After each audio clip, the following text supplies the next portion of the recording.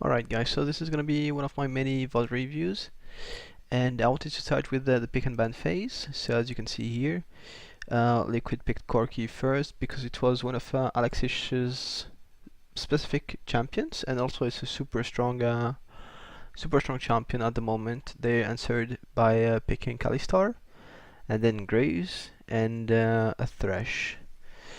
Then Renegades answered by picking the Malphite Elise. So like from there on you can see like this is already 2 AP, so either it's gonna be a GP mid or it's gonna be a Z mid, which could be like both are very viable, and both do really well against triple AD carries comp. So somehow we end up having a team comp that ends with LeBlanc. So I don't know why that was, because LeBlanc is not going to be able to do too much later on. Like at this point, like you have to consider that the LeBlanc pick is going to be hampered by the all AP team comp. You see, like the whole thing that Liquid has to do here to win is delay the Void Staff Power Spike of LeBlanc and jump her build. So if this happens, like Renegades is set back a lot in terms of damage if Kalista doesn't get rolling. So what they're gonna do is probably spam ganks onto Freeze, who is Renegades somehow like kind of the best player. Like for now he's been the one performing, and this is why this should be their game plan. So let's see how it all goes.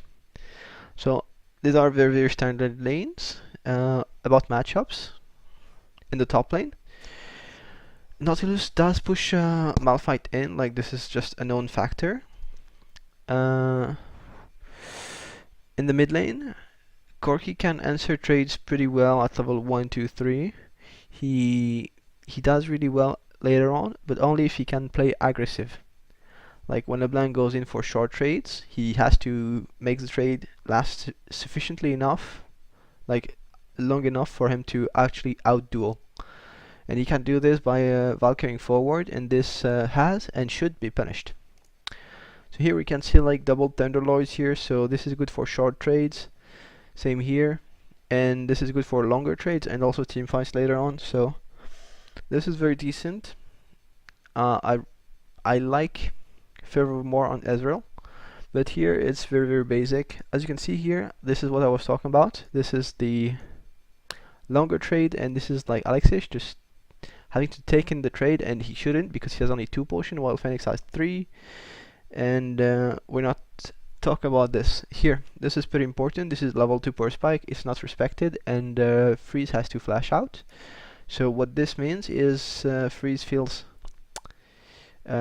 pressured, and he will ask for Crumbs to drop a ward in the Tribush, which he will do, and is gonna influence the game a bit. So now, as you can see, Malphite is getting shoved in because he has no way to deal with the E-spam from Nautilus. That's really strong pushing power. As you can see here, Crumbs wants to deny the early gang from Dardash and does put a ward over there. By doing this, he actually like goes this way, and he actually like takes a lot of time, but he secures vision for his team, so this is not a misplay. This is pretty good.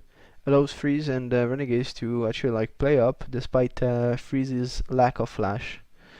So now, as you can see, all the matchups are doing fine enough. Like full HP, he has 2 more potion, only 1 left. This is something you want to watch out. Tanks are farming, and here this was the short trade, and this goes like pretty nice for Alexish. But any longer trade or any attempt to all in that's not a kill for Alexish will like push him out of lane. So now you see Dardash, he has the Crux buff, so he does this shit. And Crumbs, as you can see, like he had to go ward and shit for his team, so he's a bit delayed. And I kind of don't like this buy, because when you're playing against the Graves and all that stuff with this sort of comp, like this is like if you snowball the LeBlanc, she can do a great deal with helping invade and shit. And here's a misplay by Alexish, who like, okay, like when he went forward, like Phoenix actually knew he was gonna all in, and Alexish did not, I feel, or miscalculated. Anyway, like this is a big loss. And here, Malphite still getting shoved in, as you can see here. Like he tried to bait out the Q from Corki, but Phoenix was patient enough, and he sees the opportunity and all in. So that's pretty good by Phoenix, pretty bad by Alexish. Now this is the first reset. The phage is pretty good. What's good? This is not good. I don't like this. In this matchup, if you fall behind and don't get the banner, then you will be jumping your team really, really well. Like you will be costing your team like so much, because every time the banner is up, you will just be on deep pushing duty, and it's gonna majorly fuck up your team. Also, I would have loved having the aura from banner earlier from Nautilus. Also, it doesn't need Sunfire, like even Bami Cinder, to actually have some pushing power, so I really, really hate this. And it's just a waste of 1100 gold in this kind of matchup, and in the current meta, when you're playing tank stop, like this is a waste. So now, like there's a reset. This guy has all the power, and Crumbs is spotted over there, trying to go for deep wards. So here you have to see something like Alexish is not level 6. This is why this gank does not happen. But this guy has no flash, and I'm pretty sure he would have been gankable. Like you have a Cocoon, no flash. You have a lot. So now Crumbs goes back to his jungle, farms up. This guy is building the right way, flares, but he's actually gonna misplay after in terms of using it. And here's something that's interesting. You see, like this for me is a misplay. What's gonna happen? So here, Alexish goes for CS, and obviously he's gonna get punished, because every time you use your spells on minions, the enemy will try to use their spells which are up onto you. And here, Phoenix dashes forward, and like this is super greedy by him. Like at this time, he does not know where Crumbs is, so this is major disrespect and should be punished every time, especially when you have like decent vision everywhere. So like I would have liked Crumbs not to go a power farm and shit, because you're Elise and you're already behind, because Dardos has got a back on you, because you've been wandering this jungle and actually not denying anything. But like this has to be punished, because in the way the matchup works is short trades are going to be for LeBlanc, and longer trades, extended trades, are going to be for Corki every time. So like this punishment is super important to actually punish. Here, like this is not going to work out, and this should not.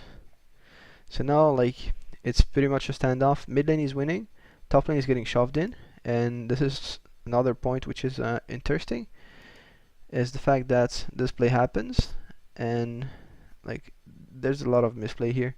Like you should not just point blank ult. Even like Piglet is gonna flash it, but it's pretty impressive though. And now like you should flash before everything gets worse. Like every time you make a play and it fails, you have to bail ASAP. Like do not give more advantage. And here Flares actually like flashes late, still gets hook, dies. Like that's 2 kill, and that's a lot of kills for Team Liquid. Also getting this solo kill was pretty bad. So now like Elise is zoning and giving breathing room to Alexish, and now he counters the blue buff, but I think he should actually like help Alexish shove more and give him the blue buff to give him more breathing room, because like Alexish is gonna lose his shit. And here like here it's lost. You see, like this is 3v1, even 3v2, you're not gonna win this shit. Maybe if Elise showed up, but she's way too far. So now like we're gonna get to the interesting part, like you know, that the after the laning phase, when rotations do happen and shit. Like there's no more tower here, and some of their characters are getting pretty much rolling. So now like this is the very standard, like this here is their strong side, you see. Like there's a total disrespect by Lulu. Like he's not even topside, and he's gonna lose a lot from this. And he's actually building a banner, so this is good. But he does loses a lot, and he does this to prevent the blue buff going to Alexish. So like this is a lot of resources being donated to Phoenix and being taken away from Alexish.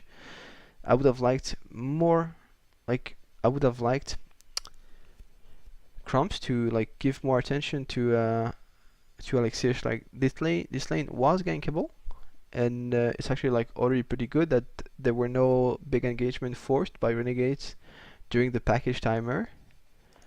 And like you have to be more decisive than that, I feel. And now this is like tower trades. I'm fine with this. This should allow like turrets and stuff to go, but like this, the mid lane turret thingy here, like this should never happen. There are ways to pressure people. For example, when you can shove it in, like when you can shove in, the support can roam with you, and this should be a kill for Team Liquid, but they're not greedy. They actually like not take 2 parts of the cake, and they only take the turrets. Like now is 3 turrets to 1, and it's pretty bad. Happily they're gonna get the banner, and it's gonna like it should help a lot, but it's badly used, and I don't know why people try to build items like strategical items if they don't know how to use it. And I think this is why you should have good coaching staff, because you should never like get your players in a game and have them build items and a strategy that they actually like misplay using it. Like this is not about mechanics and shit. This is about knowing how to use these items. For example, the Zz'rot portal and banner, which I invented and told Leviathan about, is not hard to use, but it has definite rules and shit. And this is one of the biggest mistakes in this game. And I'm gonna roll this at slow speed. So here, there has been vision control established for Renegades, and they spot everyone, like, but they don't see Thresh. Like where else could Thresh be, right? Like there has been a reset, and the bot lane has gone top. Thresh has gone top too. And this is the big misplay to me. Like this is the biggest misplay, one of the biggest misplay in the games. Here is, you see Malphite right there. He's actually like not pushing forward despite him having the power spike of banner. What this allows you, this banner, is to actually like put a minion and banner it, and it's gonna just auto shove to the enemy's turret, and Nautilus will have so much trouble dealing with it because Nautilus's damage is just all AP, and banner minions are not affected by AP. So here, like, there should both not be an engagement and like Malphite first.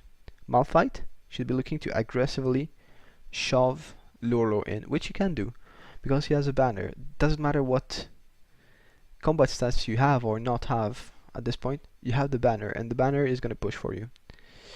Secondly, as you can see here, it's pretty bad by Renegades, because I want to pause right here. So the cocoon will not land, okay? But the teleport should not happen either. Why is that? It's because first off you have the banner, but the banner is all nice and well, but if you don't banner a creep, like, you lose so much, especially if you've been waiting in the bush for this play and been disregarding this double wave here that's been stacked up, and it's gonna shove into your turret and reset, so you're gonna lose like 14 creeps out of this. So first off, you should always banner before your TP, so this is very common. And also you should never like force a play when you have farm that you should get to get. Like if you have double waves to get, like, don't like tell your team I'm not gonna TP. Like 14 creeps, man, like that's so much. And here's like big misplay, like this is a lot of gold, and the banner could actually like be getting all of this gold, or even like be shoving all the way here and make Nautilus lose minions from under the tower. But it's not gonna happen because Flares does not use his banner, and also Crumbs, I guess, or someone in Renegades here doing the shot call is actually like forcing this play. And here's why it's super bad. Well, it's super bad because you actually have just as much combat stats here, except this guy has a Bami Cinder. But this is not about this guy. This is about this guy right here.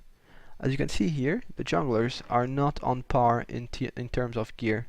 This guy has Warrior Enchant and a Dirk. Dirk is super good when people are not stacking armor because it's 10 flat AD penetration.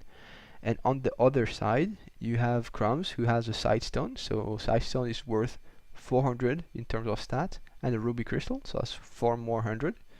So like Crumbs, in terms of total stats, combat stats, has 800 gold. I know how you feel. And this guy here has Dirk, so that's 1,100, and this is another like 2,700, I think. You're not gonna win this skirmish. There's no way. Like, maybe you can try to make instant pick, but you don't know where Thresh is, so you're not gonna. Also, like, the Ezreal is pretty fed at this point. He's doing fine. Like, you have 1.5 items, I guess, versus 1 item per spike. Both do TP, so these TP are not equal, because even if the play is good for Renegades, like even if it were, he would lose all these creeps, so that's like that's a negative total. And also, the play is not good for Renegades because they don't have the gear to sustain that fight. Like, do you see the damage? Like, Flares has to ulti flash, and like that's really well, like super good pickup. So pretty forced, pretty bad. Like, this is a super forced play. And look at this, and you're not using their cooldown of banner. So big no. Like, do not force when you're like, do not force fights. You're not gonna win. Also, do not force fight when you have to pick up minion waves. Like, this is something you have to answer. Your enemy has like put resources into shoving, and you're just not respecting it. That's big no. Like, I see, like, maybe you want to be proactive and make the play happen, but you should also try not to make a bad play happen because it can cost the game. And basically what happened here, like, when you have 800 stats on your jungler compared to a probably 3k5, you're not gonna win the skirmish.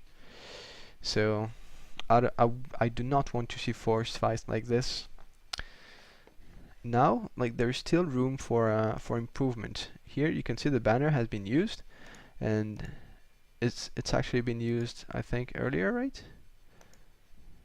Like during the play, I think, or something.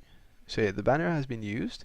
The wave has been shoving versus Corki, and Malphite does a good job here to actually like look for a pick with his ultimate backup, while he still has the banner power spike. The banner power spike allows you to put your minion onto the Nautilus lane and actually like do stuff while he's clearing the shit you have.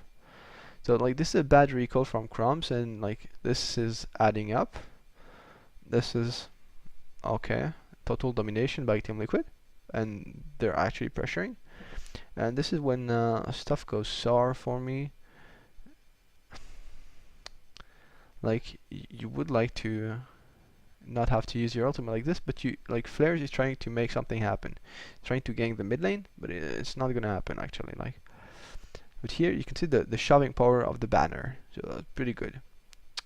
Now Nautilus has banner too, and this is where things get complicated because you're trying to strip towers. Like, for example, the top lane turret should actually go down, but you've been taking like both of your turrets, so it's always gonna push against you. So now, like, this is the banner minion, super good.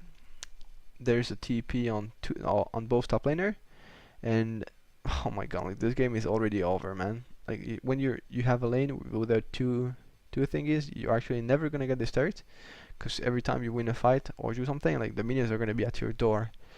So now, like, the next objective for Team Liquid is gonna be the mid lane turret, I guess. Like, this is what I would do.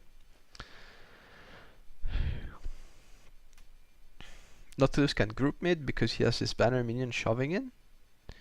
And here, Flares puts his banner minion, and it's gonna actually like unshove, so that's pretty good. So now you can group. Nautilus has to answer bot because waves are stacking because of the banner minion. And this is like the defense of the Alamo for renegades.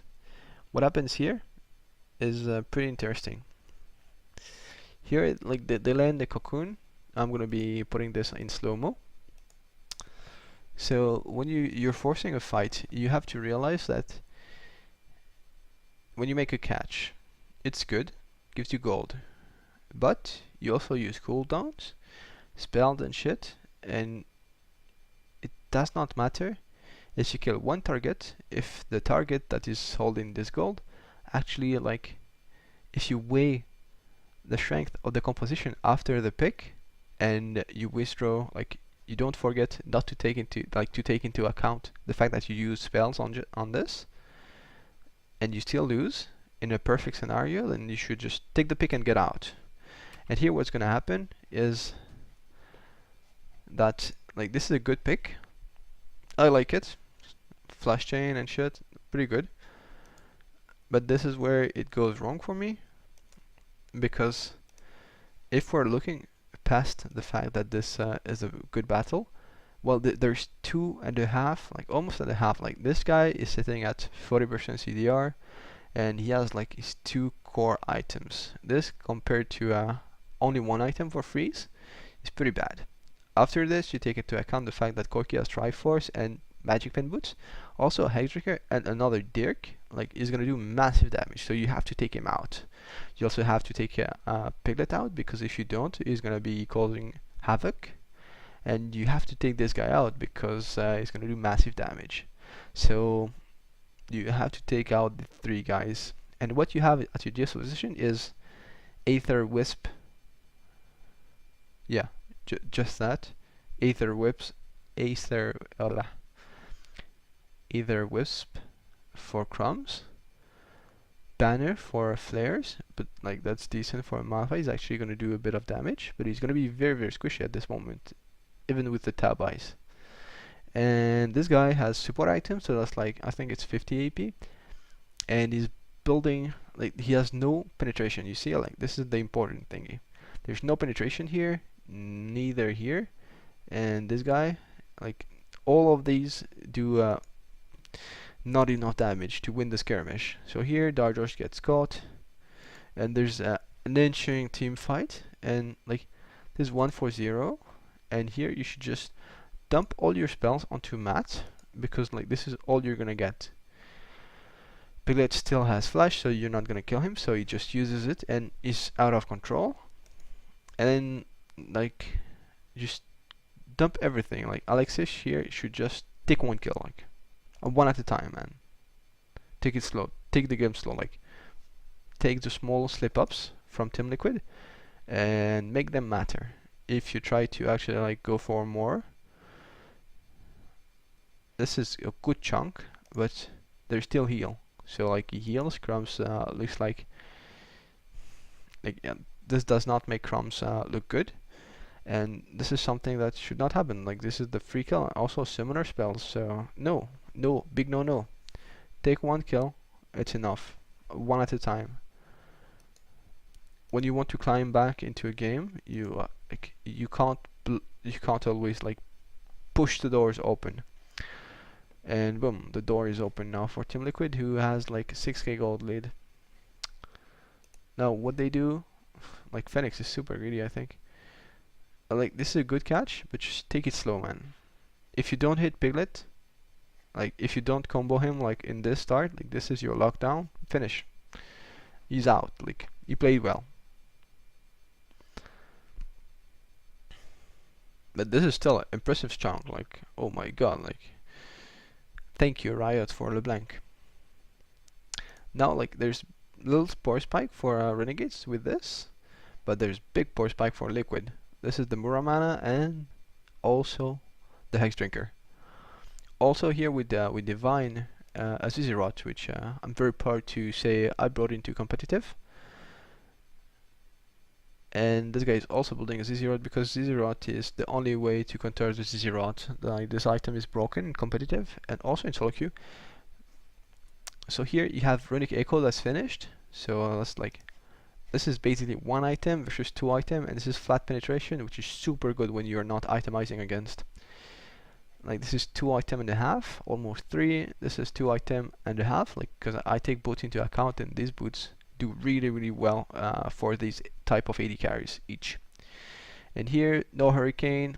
This is a very cheap build. I like it for Alistar. Like, it doesn't need to do much more. So like, there's no way you can fight this, and you actually have to give it up, which is good, but it's also heartbreaking, I guess. But this is the correct decision. Like, you have to let go of Private Ryan. Here's a good proactive move by Renegades. I like it.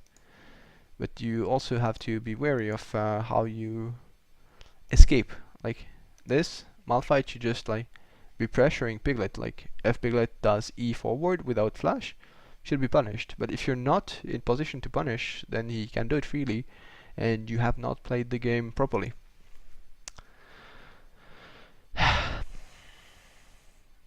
This is another free kill for Piglet, though. No wonder he gets a lot of gold.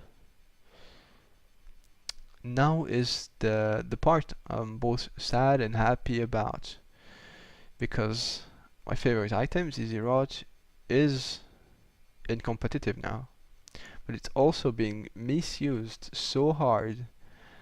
Like, I don't think people understand the range of the Zz'rot, because if you put it in the tri-bush, it's still gonna kill the inhibitor, but this is very exposed.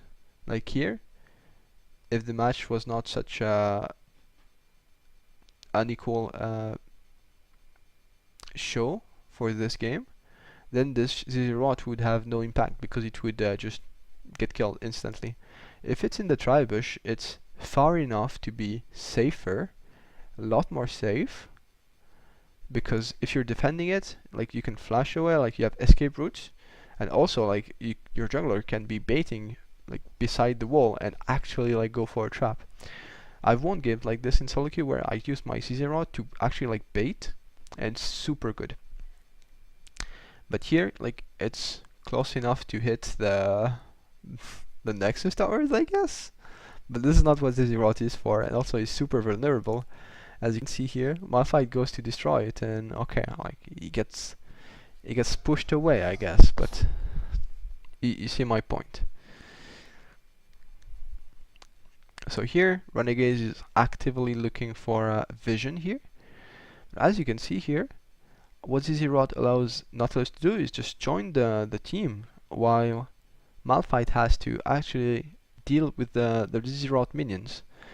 He actually, like, the Zz'rot is acting as the 6th man in this Team Liquid composition. So that's pretty good. So now it gets cleared off, and that's really bad by Lurlo. Like the Zz'rot placement is really bad. So I'm pretty afraid like this you're not gonna graduate from my ZZ school. Now, like, this is the move. Leviathan kind of like taught Fnatic, and like this is something I told him about. Here you just use the 6th man to actually like draw pressure in the lane while you're actually like doing something else with your own top laner.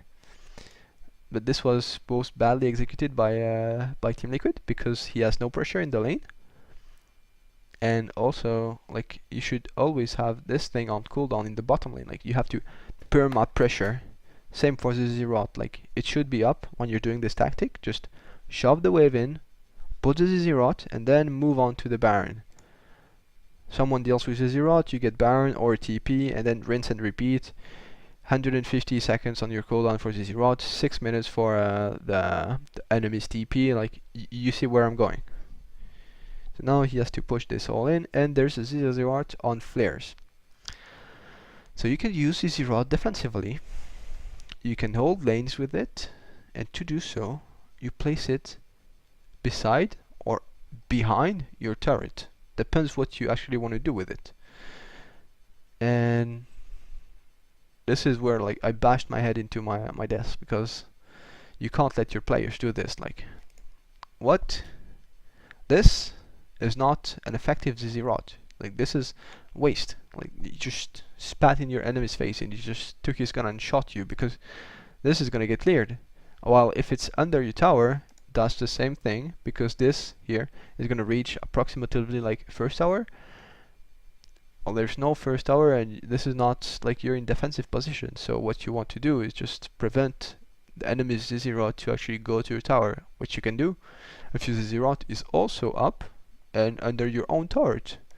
Like, it can keep the wave of minions away.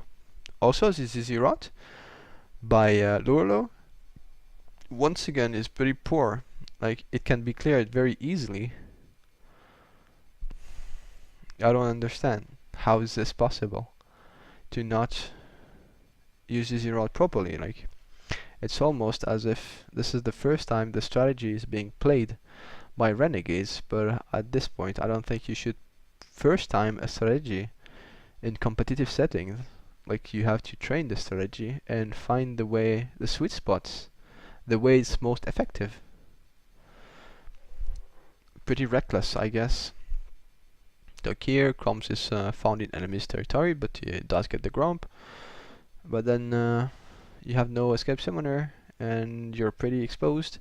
So you're actually gonna be playing back because, well, if you get caught, you're gonna explode. Like, you have 400 gold, 1000 gold, and I think that's 1000 gold too. Like, you have 2400 gold into defensive stats, and that's not enough, especially against fed opponents, and you just disappear.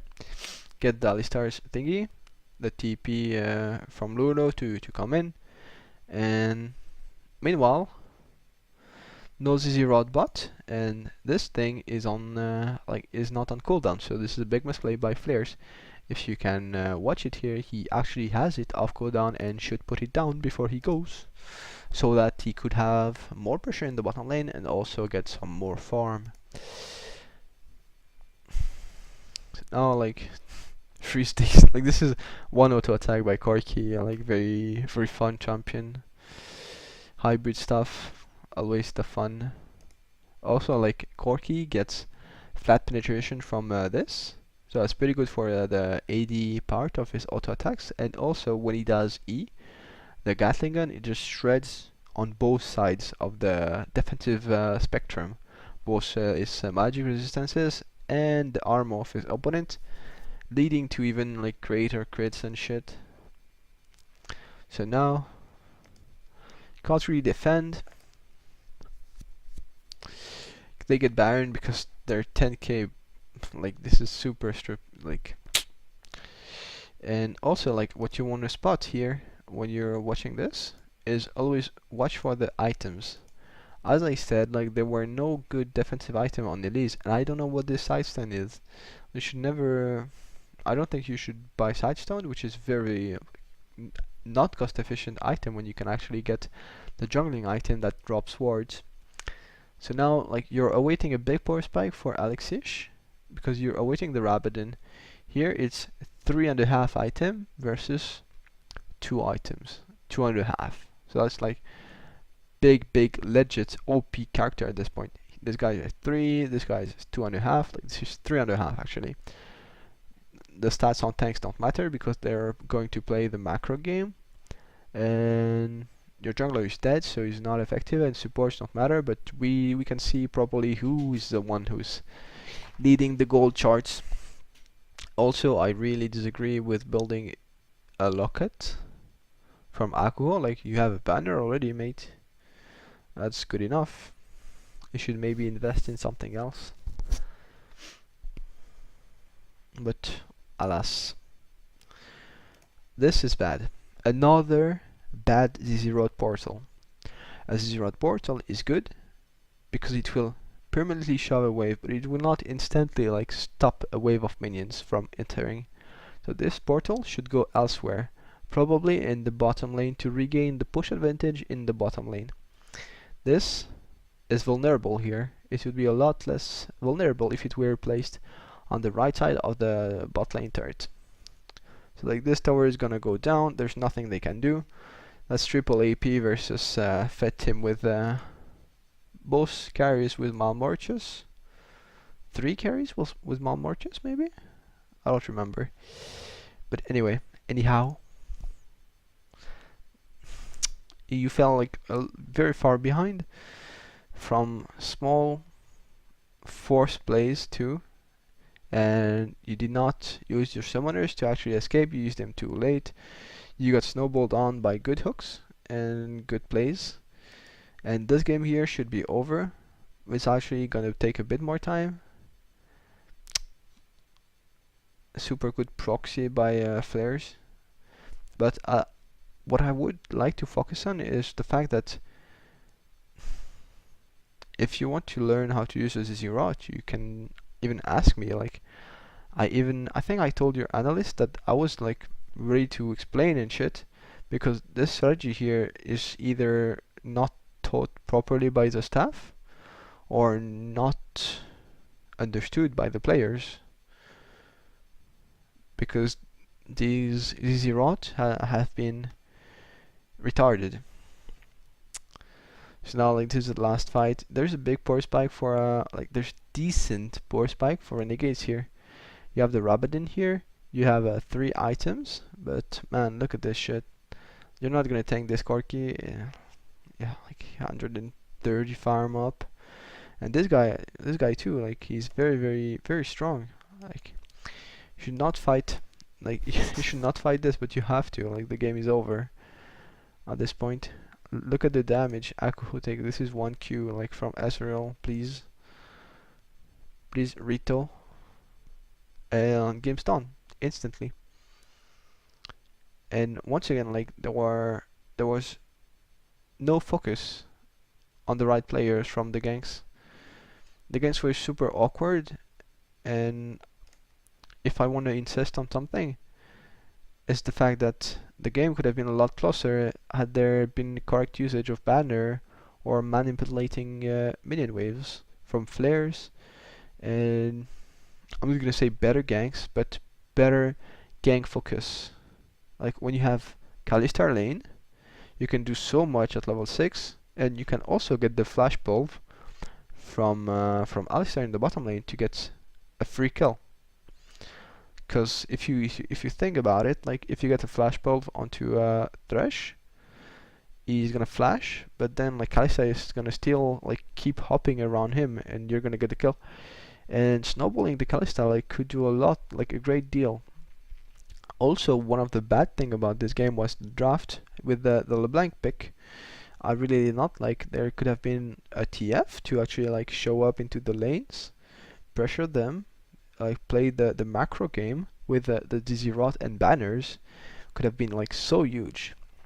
Can you imagine, like, using your TP and still like putting Zz'rot bot and shit, and having your Tia just split push against a Nautilus and having a banner with him? Like, this could be so good. Even like having him in the mid lane, and if there is a TP, you just back off and use your ultimate to the bottom lane and just like take turrets. Like, this could be lethal. Like, this strategy is legit. So there could have been also AD picks. For example, I'm thinking about Zed, and you could just put him to split push against Nautilus, and since Nautilus was gonna build Zz'rot and banner, is gonna be pretty squishy. Or it would delay the build and allow you to have a lot more of map pressure. Also, you could have had what else could you have had? You could have had Oriana, which is pretty good against triple AD comps, because at some point you actually like get the damage. Also, the combo with the Malphite is pretty good, I heard. And like, this is I want to see more and better games from Renegades, and this is something I hope for. So thank you guys for watching. If you have any question on the Zz'rot and stuff, just feel free to ask. I actually like created the strategy and told Leviathan about it. He told Daler. I refined it with my solo queue games, and yeah, like, I understand the Zz'rot thingy the best in the world at the moment, and I'm just dying to explain. So ask me questions, I will gladly answer, and I want to see better games from the Renegades, and if I can help them, I will. So thank you for watching, thank you for your attention, and bye bye. This has been a pleasure.